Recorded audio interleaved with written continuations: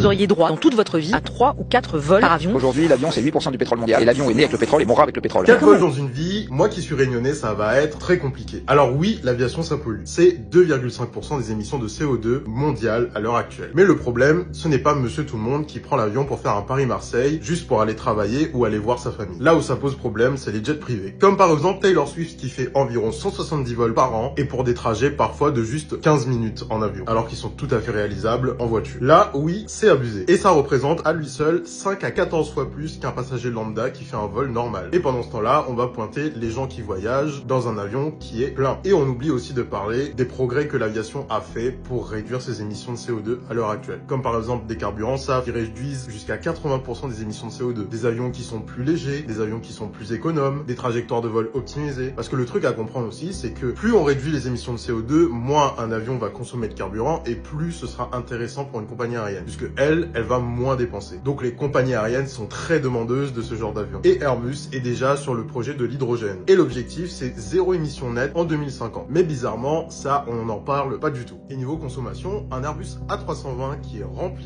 c'est environ 2,5 à 3 litres au 100 par passager. Et surtout, il ne faut pas oublier pourquoi l'aviation existe. Aujourd'hui, l'aviation, c'est 250 000 emplois en France. C'est des étudiants, des médecins, des familles qui voyagent. C'est aussi ce qui relie la France aux départements et territoires d'outre-mer. Supprimer ou limiter l'aviation, c'est dire à des millions de gens qui ne peuvent plus se reconnecter. C'est dire à des millions de gens qui n'ont plus le droit de se déplacer. Alors oui, l'aviation pollue, mais elle progresse et elle évolue. Le vrai combat, c'est pas d'arrêter de voler, mais d'arrêter les excès. T'en penses quoi dans les commentaires?